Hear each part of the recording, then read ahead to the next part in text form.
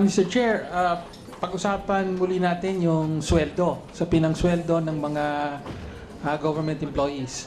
Ngayong 2015, ikatlong taon na walang natatanggap na salary increase ang mga government employees. Para maging loud and clear, handa na po ba magbigay ng salary increase sa mga government employees ang Aquino administration? Salukuyan kami nagbabalangkas ng proposal sa Pangulo at sa Kabinete hinggil dito sa posibleng panukalang SSL 4. Pero hindi ko maaring sabihin o pangunahan ng ating Pangulo at ang Kabinete kung magkakaroon at ano ang magiging halaga or katangian ng increase na ito. Pero nakatitiyak naman ako na magkakaroon ng desisyon dito sa lalong madaling panahon.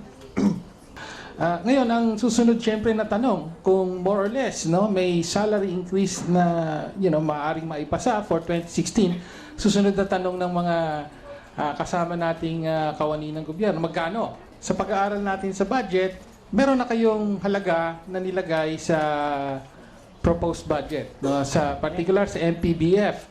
In fact, nandun yan sa slide na ito, yung nasa ibaba, lump sum for compensation adjustment sa ilalim ng Miscellaneous Personnel Benefits Fund na nagkakahalaga ng 50.664 billion. So, tama po ba yung amount na ito?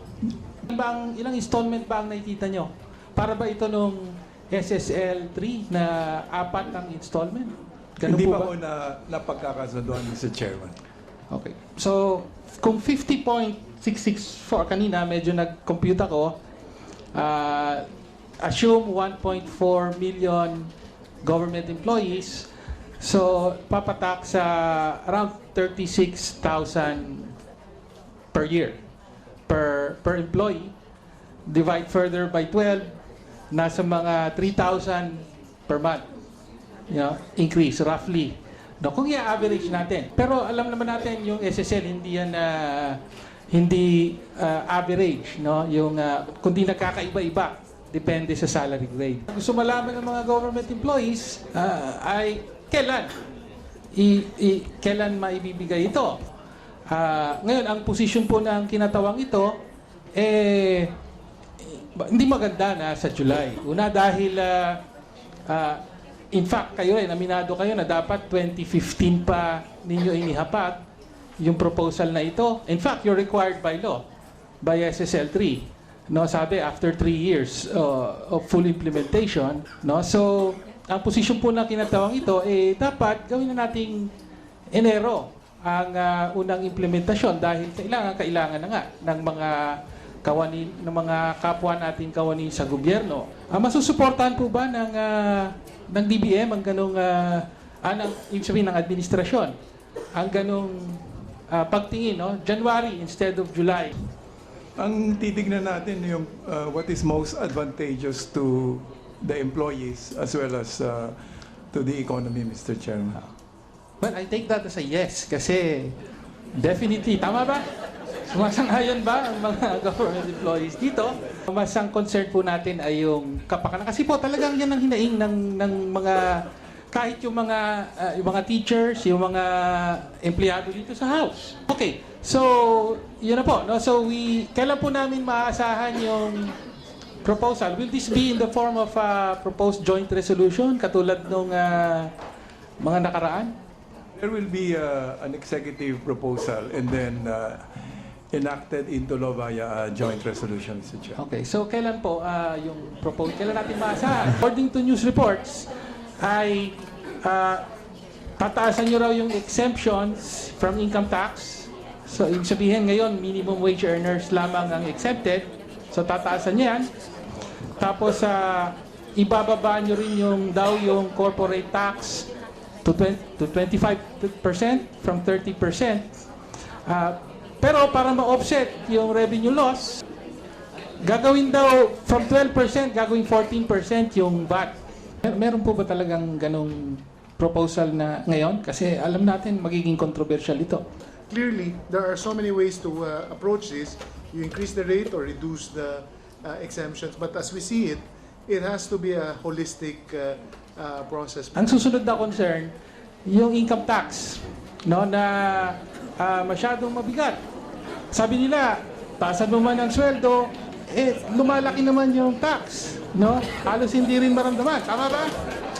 Tama po. Well, Mr. Chair, for the record, ang kinatawan pong ito, susuportahan yung pagbaba ng income tax, pero tutol po tayo sa pagtaas ng VAT. Kaugnay ito sa inyong National Budget Circular 556, DBM. No, so ito yung guidelines for on the release of funds for the 2015 budget. Ito. Among others, meron kayong mga in-identify doon for later release. Tapos tinawag nyo silang mga congressional insertion. Ayan, nakasummarize a total of 4.8 billion identified by the DBM as congressional insertions. Mr. Chair, sa table po sa DBM, sorry po, pero sa DBM Circular number 556, kayo po ang sa remarks, kayo po ang naglagay ng congressional insertion, hindi po ACT-yun. Dahil kayo mismo ang nag-identify kung ano yung mga items na congressional insertions, no? So, kaya ito na po ang tanong ko. May kinalaman to sa, obviously, sa pork barrel. No, kasi for later release ito, could the Secretary explain what are the requirements, ano yung mga requirements na hinihingi ng DBM para ma-release ang mga, halimbawa, ang mga pondong ito? They are subject to later release because we, for example, in the case of the senior citizens subsidy, we need to ask what is the 1.3 million for? Who senior citizens? What is the list of senior citizens?